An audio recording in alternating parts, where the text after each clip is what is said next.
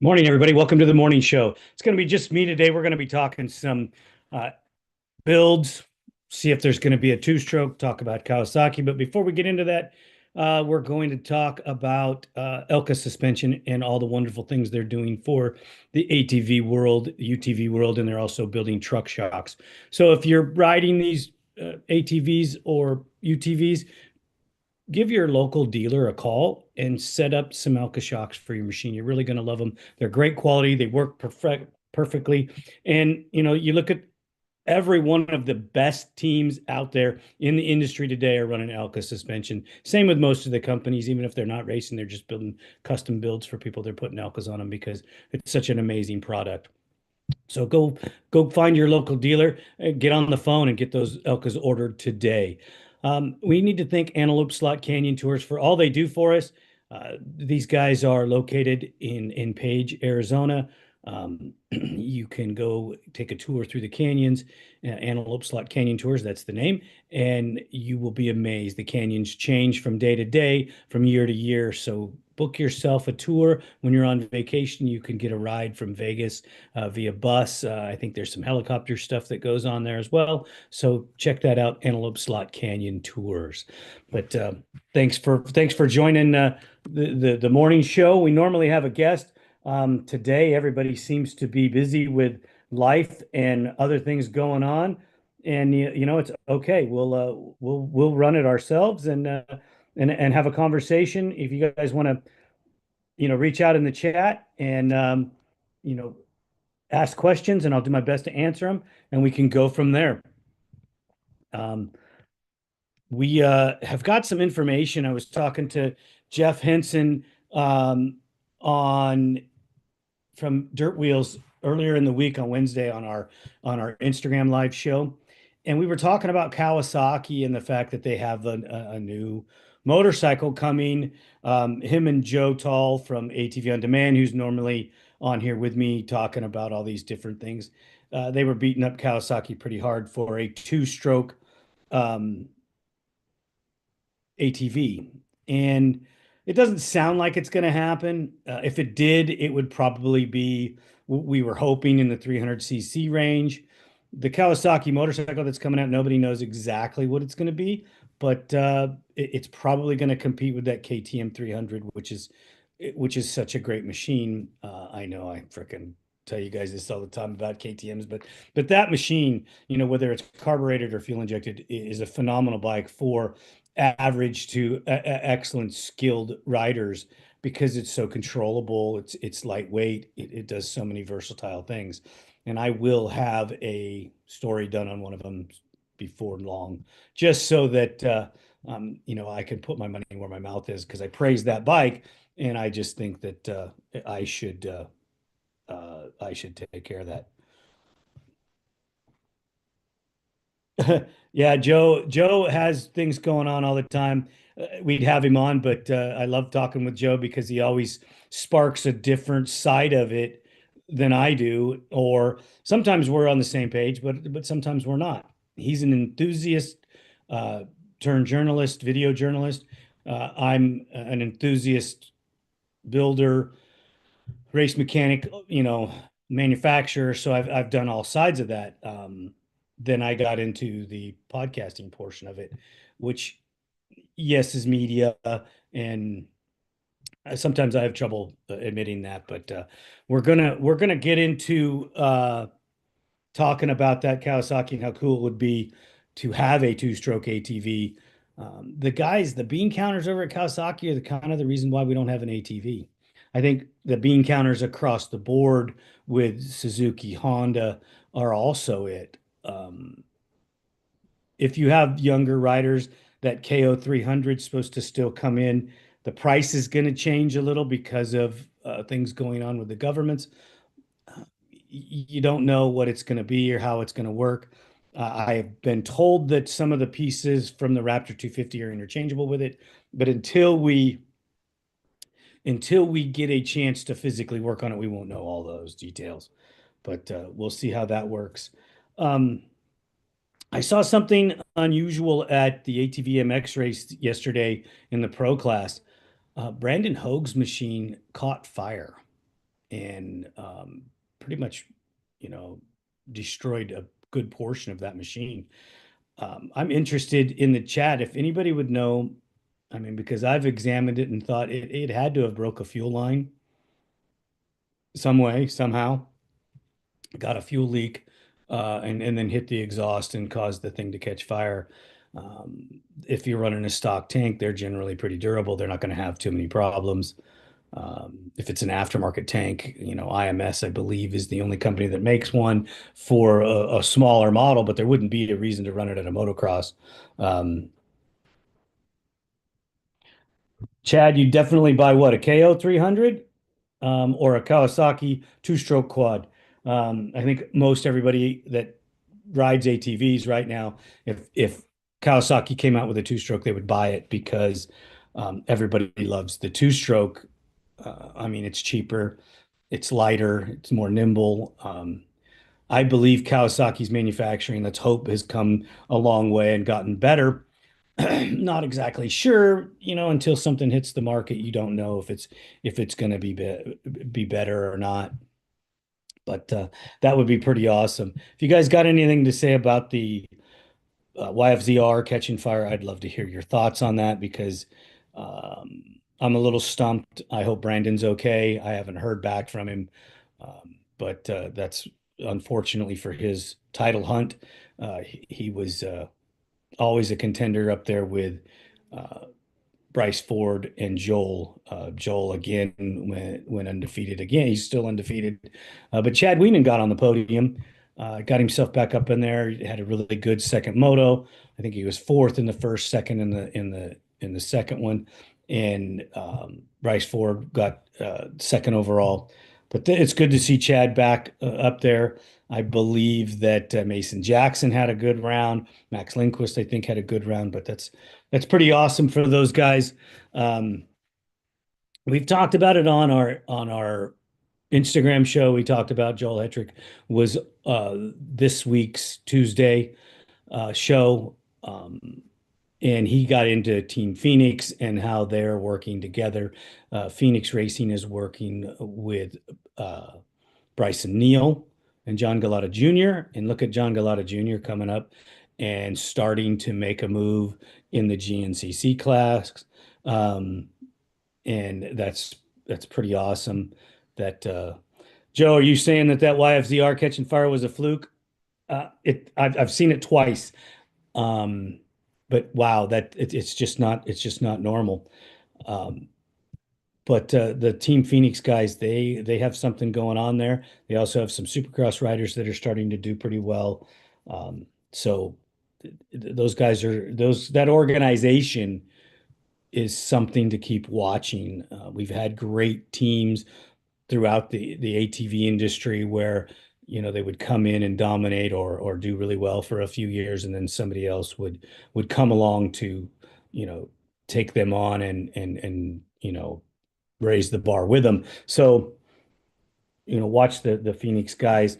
You can't take anything away from Walker Fowler and any of the other guys riding in the GNCC XC1 class.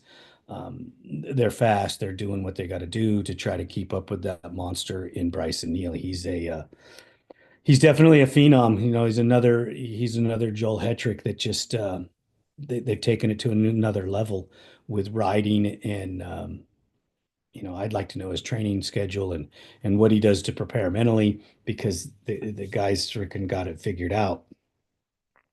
You know, we've talked a little bit of GNCC. Kinsey Osborne was back. You know, we remember when we talked about round three of the ATV MX, and Kinsey had a get off. She is okay. She was fine. Had a problem with the bike. Um, her her dad fixed it, and she was out there in round four. She went 2-1 for the overall. Emma was in second with a 1-2. So it looks like there's going to be a great battle, you know, brewing in the WMX with those two. And if you go to the WXC, those ladies over there have a five-way battle going with just incredible talent coming up through the ranks with those ladies over there. Um, you know, Chloe Harper is the one that's in the lead right now, with Jessica Elioff in second and Hannah Hunter is in third. And you have two champions that are chasing Chloe right now. That's makes it pretty exciting. There's other classes and other things that we could talk about, but what everybody really wants to talk about is builds and things that are going on in the industry with some of the product that's happening. We got really into the LT 250 and the 87 to 92 model with cylinders and why some of these parts aren't made. So I took a deep dive into the cylinder manufacturing portion of it, and the development of a cylinder is going to take roughly 2 years, roughly. And that's because if you have setbacks, if the castings aren't right, making the tooling is going to take some time, machining it, then you have to put it on a machine and go ride it and spend hours and hours testing it and seeing how well it's going to work with the standard cases. You're not probably going to get a big bore out of it because the stock lower ends generally aren't tough enough. That's why there was never a big bore for them. The stock cylinders weren't that great either. So if a cylinder was to come out, it would probably cost in the $2,500 range because it would have a different head, it would have a cylinder. I'm not sure which power valve system it would be running, if it would run a stock system or not. All of these things would have to be tested, so there would probably be two different versions of cylinders. It would be a Nikasil hard-coated cylinder or a coated cylinder because you want it solid aluminum. You want it to dissipate heat. There's other factors there that allow it to make power.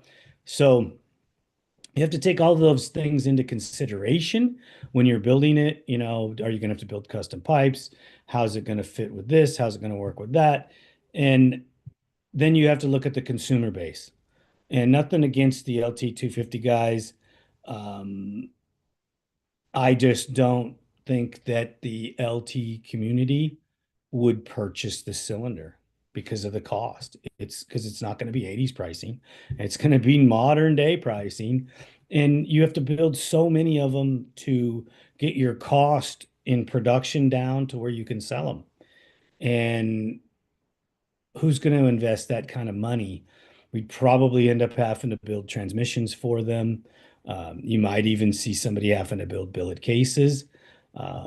If it's not already done, there again, I still haven't seen the LT 500 cases they say are out there. But is it feasible? I know people want, but in wanting, you have to look at feasibility. And sometimes it's just not feasible for certain things like this to happen. So I don't see a cylinder coming anytime soon. I know that there's some LT 500 parts coming. There's some CR 500 parts coming, and there's TRX 250R parts coming because believe it or not, the TRX 250R stuff is still selling at a high demand and a high level. And the R customers are not they don't balk about the price, they just pay. And especially the real hardcore enthusiast. I know there's some guys out there that are traditionalists and only want the factory stuff. Well, the factory stuff's getting pretty thin. And if you find a machine that's factory and has no mods, you can rape that. But then people don't want to rape them because they're so nice, and they want to keep it the way it is.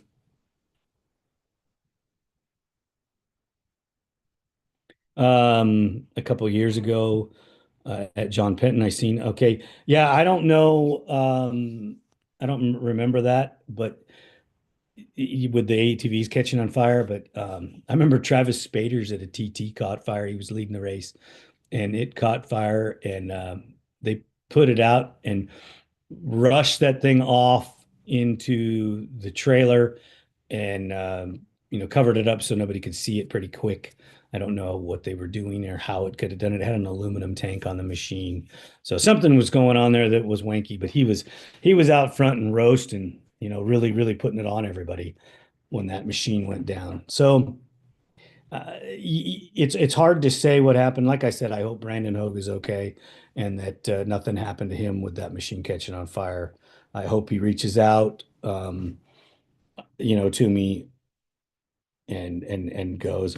um, factory garbage queens. No, they're not that, but they are a little difficult sometimes to um, deal, with as far as building componentry because they want factory specs, factory, and it to be traditional. Well, it's so hard to be traditional, in 2025 because there are so few parts left out there for the traditional, but it is what it is.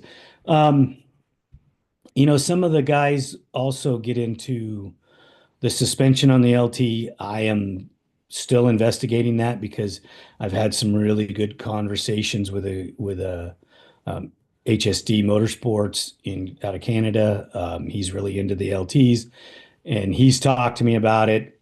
And we have a professional disagreement, but he's not wrong, and I don't think I'm wrong. And it's just a different way to skin the cat. And but I will get more information on the suspension and get back to everybody on that. I'm dealing with a suspension on an LT right now that it doesn't fit. So we're trying to make it work and dealing with the manufacturer. They're willing to work to a point, but we'll see if we can make it fit and make it work with some slight modifications, and we'll get pictures of it out there and talk more about it. I don't want to throw somebody under the bus when they're still working with me to try to solve an issue, but it's it is what it is. Everybody loves it, Joe. You just keep it up. I understand what you're saying, but I don't think they're garbage. They're just strict, and there's no gray area when it comes to factory stuff. But we need those guys because they do keep us on our toes when we do build something closer to traditional. So you don't want to dump those guys. Um, some people ask me about build times. Build times all depend on sometimes your outside vendors because you have to recondition product, and reconditioning product is a difficult process. You're having to rely on another company, their skill set, their lead times, their time frames. And these specialty companies that do coatings and do color restorations on your dust caps and things like that, whether it be Chrome or CAD or some other version. These guys are all busy because the restrictions on them make it harder to deal with. So, there's not as many of the companies, and then some of them aren't as good as they used to be or could be. So you have to really pick and choose who you use. Chrome is always a problem because here in the communist environment that I live in, they don't want Chrome. They don't want people to have jobs. They don't want anything. So we have to outsource it and figure out ways to get it done. Adds time to the builds, and we're doing the best we can. Some of the product, it's just slower. Some of the production product is slower because of those reasons as well. But we get them all done, and we get on it, and I have probably 6 or 8 machines that are working their way to finish and to a head right now, and that's putting a lot of stress on the company and myself because they're all happening at the same time. And we'll get pictures out and show you guys some of those models. I think on Instagram for the company that I work for, there were some motor pictures that released on Instagram, but that's just a portion of what's happening. Banshees are huge, huge right now. About every fifth call is a Banshee call, or maybe fourth call is somebody wanting something for a Banshee, and that's difficult because some of those parts are hard to manufacture as far as build times and delays. So you have to look into that as well. I mean, if I could build it faster, guys, I would. And your specialty people to do jobs, they want a lot of money to do them nowadays. and they're going to the higher salaries in the automotive industry or in aerospace or some of the places that military contracting that are going to pay more money.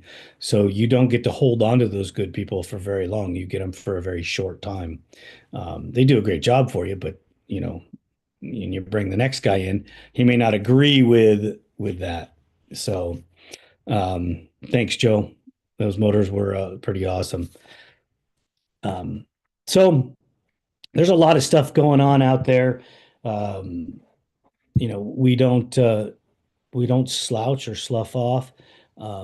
We haven't got to see the electric quad race yet. We haven't got any information back on that yet. I thought it was supposed to happen last week, but I didn't get clarification on that. So I haven't been able to bring you any information back on the electric quad and how it did when they raced it. I believe they're going to race it in a Pro-Am class and TT. Um, depending on what setting they let him run it at is depending on how Mike thought it was going to go. If they brought it down into the 45 or 50, probably going to be a little harder to compete, but we'll see.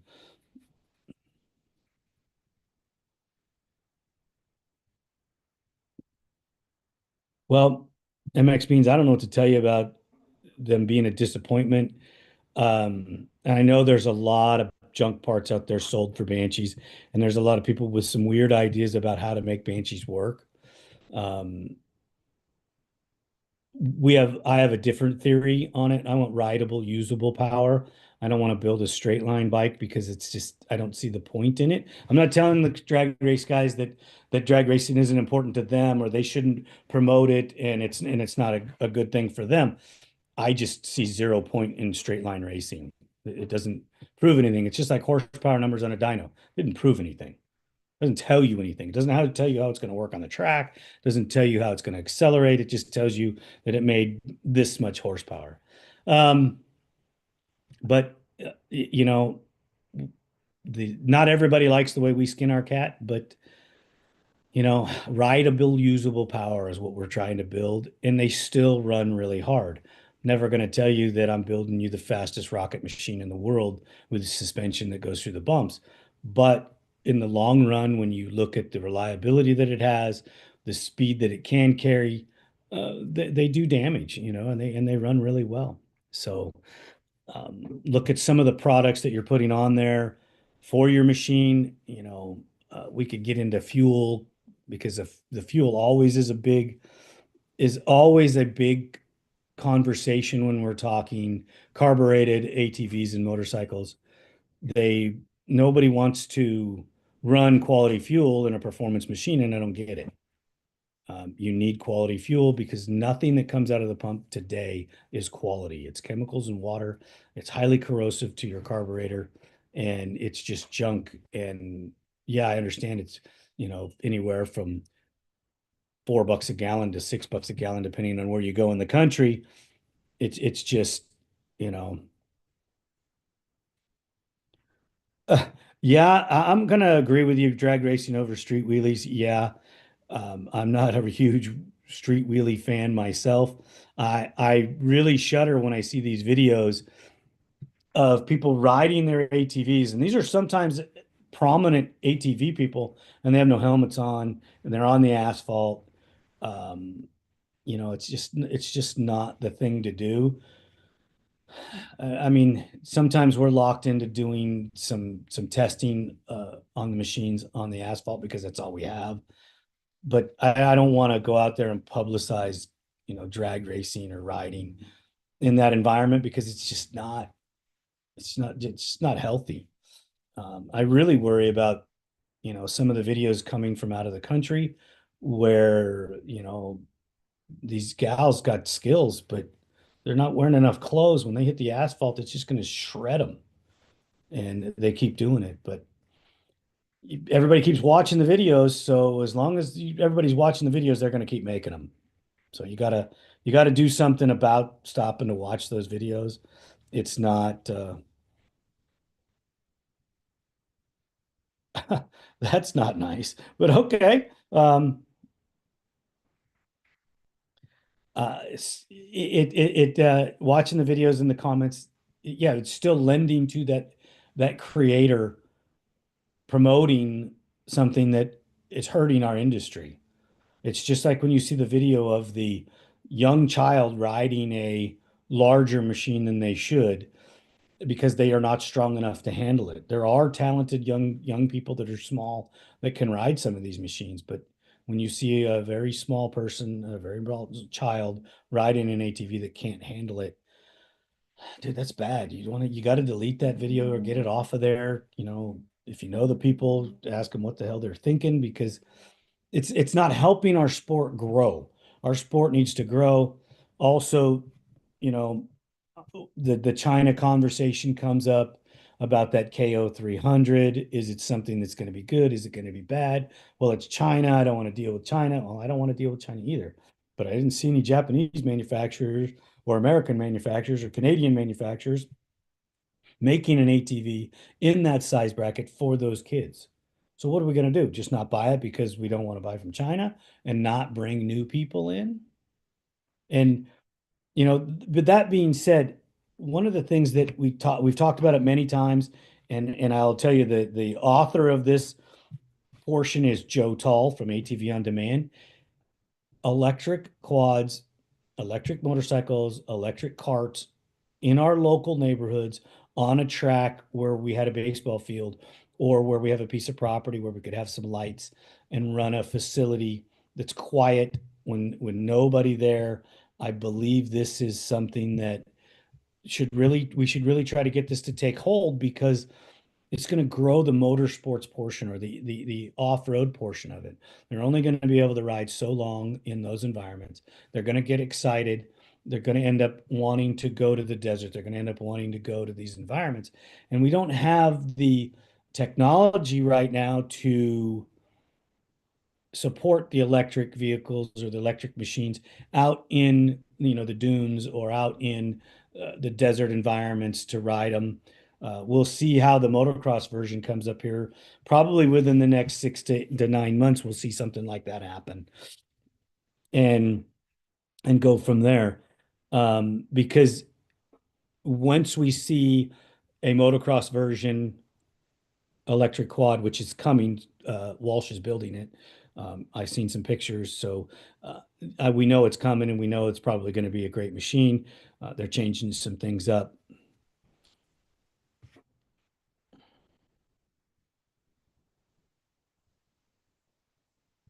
Yeah, they were pretty hard to start. I think it was because the tuning was off. We could have, if we had that deal now, we could adjust the tuning and make that machine start much easier. But a lot of us were new to that style carburetor and that style engine, so not everybody knew how to start that. That was a YZ 426F, but it also had an oiling problem. No, that was the 400. They fixed it on the 426, I think. So. Yeah, I mean Yamaha was spearheading and leading the way in the four-stroke deal until Honda came out with the CRF and did a great job with that machine. But we don't even want to talk about Honda because they've forsaken the ATV world 100%. And I hear ripplings that they could possibly maybe even move away from their motorcycle side, but it has to be profitable to a point. Why would they sign those big contracts with the Lawrence brothers? If they were going to pull out. So we'll see what happens. And it's odd. Suzuki's not developing their 450, but they're still promoting it with riders out there, so they're still selling them. Love to see something come back with a Suzuki. Just you know, drop the motorcycle engine in it, whatever, put an electric start on it, bring it back. But it was a good model, or they could bring it back exactly as it is. We already have the fixes for it and run it the way it is. Um, there's already product out there for it. People would just jump on it and buy it. I mean, immediately. But we don't know what's going to happen. The economy's got everybody up in the air. They're scared with a lot of different things. Um, on building some of the new stuff. It hasn't stopped the phone ringing where I am, but it has stopped some other people that I've talked to in the industry. Things have slowed down a little bit. They say in certain financial times that that's the time to buy and build because the prices go down because people are hurting because they're not building as much. In some areas, that's true. In some areas, it's not. If you have the money to invest, will the industry come back? Will it come back strong enough? Um, our industry's still here. We're still kicking. And Joe, you can't kick it, but somebody can. Um, and we're laughing about a hybrid 426. I do not think Joe can kick it. Um,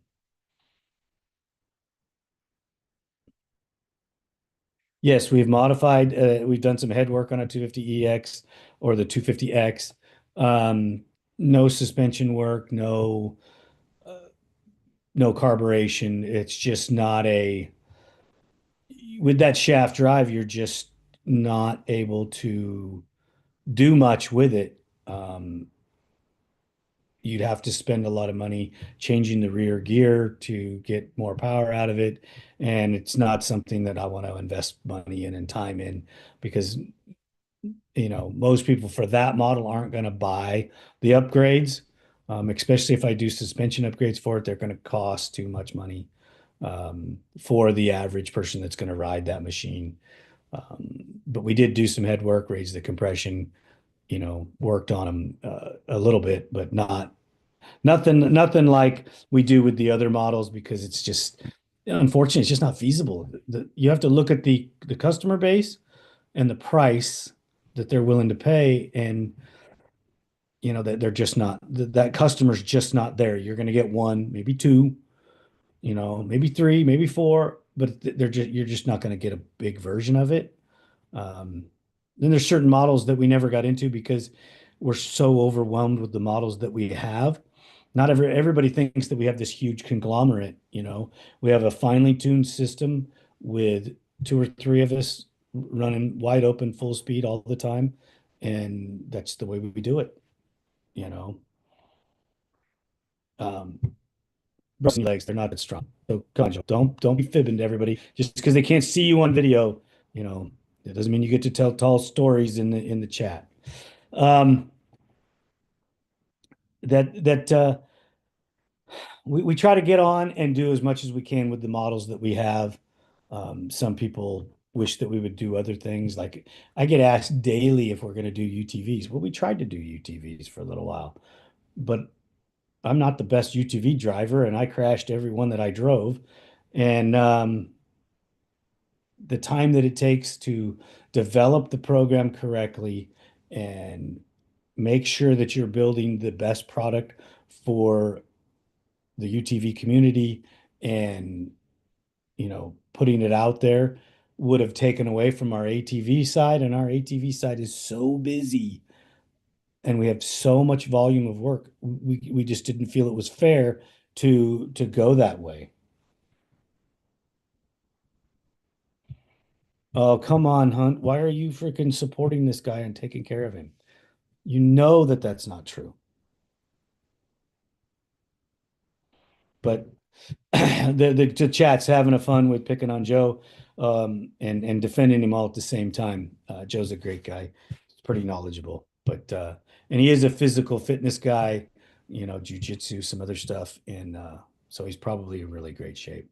I just like to tease him as much as I can because I'm older than he is. But as it goes, I think I've covered a lot of the questions in the chat. Um, Hybrids are not something that are really going to take off because of the cost as well. You're putting the motorcycle engine in the aftermarket chassis. You got to buy the motorcycle, then you buy the aftermarket chassis, then you got to sell all the parts. Um, it's just not feasible in today's market either, even though there's a Yamaha and this building the 700 and the 450. You're not, you're not going to build one less when you go to a hybrid, and make it and make it cheaper. Um, what was your question? Yeah, I have. I answered Beans's questions. Did I miss a question? If I did, shoot it back out there and I'll answer it again. But I mean, you can only do so much with the materials you have and the time you have. So, you specialize on what you can. There are guys out there that are like there's guys out there specializing on the Raptor 125 and the 250 chassis, and that's great. It's good for those guys. The problem is the customer base is not there as much. Yeah, I answered that, Joe. I don't. You weren't listening. Um, we used to build pipes for them, and we've done some engine works for them, but none of the suspension, none of changing the drive shaft gearing or anything like that because it's just not feasible. Answered that twice now, so. But thanks, MX Means. I appreciate that, Joe. Um, I know that you're probably busy right now, but you could rewind this later and listen to the answer twice. Um, so we're kind of into it, and there's stuff we're working on the LT 250 pipes. Like I said, I'm doing that LT 250. I'll get some pictures out for it as soon as I can. Like we have a bunch of Banshees going. I got a 400EX going that's pretty colorful. It's a multicolored machines, and I'm not sure everybody will. I'm not sure everybody will like the way that it's coming out, but it's going to look pretty nice for the young lady that it's going to be for, and we'll get more pictures of that as it comes to time to finish it off. Um, we got a custom three-wheeler build going, which is pretty awesome. And just there's just lots of cool things. I know everybody asks about the Lager Banshees, and what's happening with those. They're coming along as well. Uh, I'm just not at liberty to put photos out there of those machines because there could be some special setups for it with the magazines and things like that. So that we're not posting any of that stuff ahead of time. The glimpse in the shop where I'm putting them together wasn't an accident. It just there was nothing there to hide. So um, keep watching for more and more stuff. We'll hopefully have another um, suspension builder guest next Sunday on the morning show, and we'll talk industry, we'll talk suspension development, and we'll see how that goes. Look for our Tuesday episode, 5 o'clock, on all your podcast platforms, and our Instagram show that's live on Wednesdays at 6 o'clock Pacific Standard Time. And we'll bring more information to you as we get it. There'll be a race report with Leon Spinning and myself coming out Friday, talking about uh, Lake Sugar Tree and some of the things that happened. I'll have some more information about Brandon Hoag's machine and what went on there. Maybe we'll get one of the guys to come on the Wednesday show and talk about the race. We'll see what we can come up with there. And in the chat, if you guys got something for me, please reach out to me as often as you can. Let me know what's going on. If you have questions, and I'll try to answer your questions as best I can. Not always do I have the answer that you want to hear, but I'm going to try to give you the honest answer that I have. And if I can't answer the question because it's maybe something that I don't have an answer for, I will find the answer and get it to you. So um, keep riding your ATVs, keep up the great work in the ATV industry. Whether you're an OEM guy or you're just building, custom fun machines, uh, just keep riding, keep doing it, and make sure that you stay within the rules in your riding areas, and um, don't break them. Don't get out of line. We had some information come out about some possible closures due to people not following the rules. So we need to make sure that we always do that and keep it safe and have a good time. I'm gonna let you guys go. Thanks for joining in the chat. You guys are always awesome. I appreciate it, and we'll see you guys next Sunday, or maybe in the Instagram chat. Just always shout it out, and we'll see you later. Have a great day, everybody. Thank you.